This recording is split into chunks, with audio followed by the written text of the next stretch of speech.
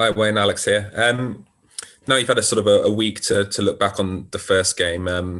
How do you assess the scrums now? You've obviously changed both the props, so I guess maybe that suggests that's an area where you're looking for improvement.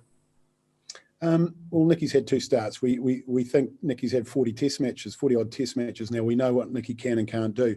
It's about giving now Gareth an opportunity, and Rodri's well and truly over his injury. And so the intention was always to give him some game time. So that's not a reflection on last week's form at all. And on the tight head side, both tight heads picked up bumps. So and probably Brownie's in the better shape out of the two of them, to be quite honest. So he'll get a start, and our intention also was to give him a start in the series. But and this is the game that he'll get that opportunity. And I thought when he came on, he held the scrum really, really well. And you'll remember there were a couple of scrums there where we had Josh Turnbull off the field, so he had no flanker on his side, and he had to dig in, and he did a good job. So it's going to be a good opportunity for Brownie to start because he hasn't started too many. Yeah, I was going to come on to that. He's got, I'm not sure how many caps, but he is quite experienced, but not in terms of starts. So it's a real opportunity for him to put his hand up. Yeah, and you know, you look back probably half a season ago, Elliot D, 30 odd test matches, but then you sit down and go through it and there's only a handful of starts. So really pleased that he's got some starts, and those guys get to operate from the first whistle and to feel the pressure from a fresh team v team. So Leon, important that he does the same, because Thomas Francis is there to come back in for the autumns, but these guys do pick up injuries, so we need to know the quality of the guys behind in terms of the ability to start.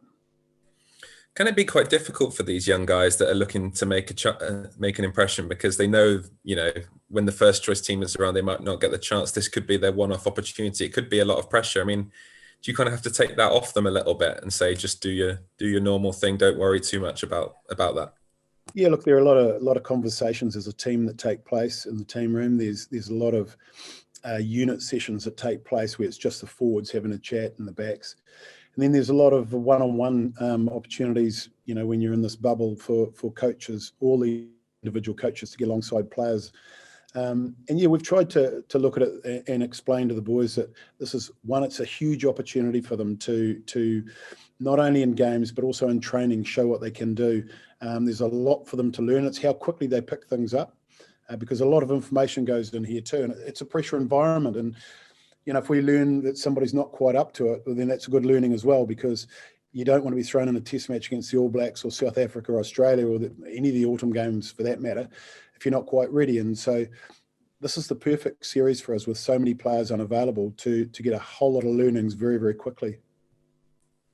And just the last couple of questions, regardless of how the results goes, have you personally been quite pleased with the learnings and the development that you've seen from these players, not just, like you say, in matches, but over the time that you're up there at the Vale?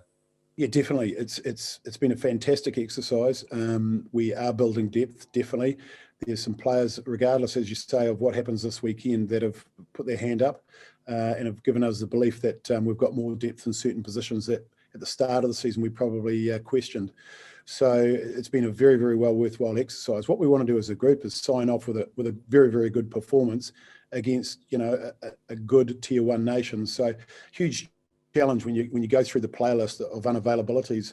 When you got 5 of the back 3 missing, and you got 4 second rows missing, and 3 10s missing, a whole forward pack gone. It's sort of one guy starting from the Six Nations at the game against France. So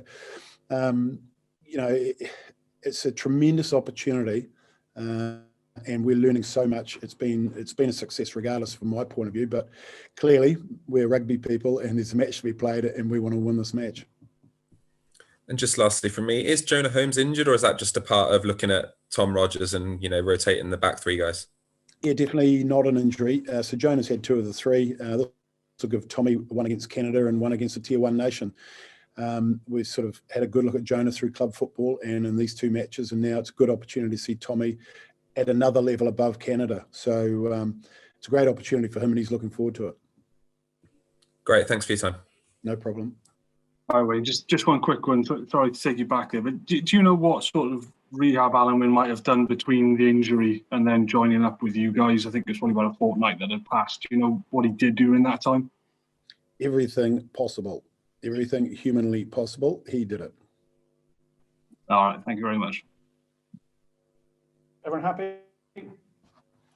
Cool. Thank you all. Thanks, guys. Thanks, Wayne. Cheers. See you on the weekend.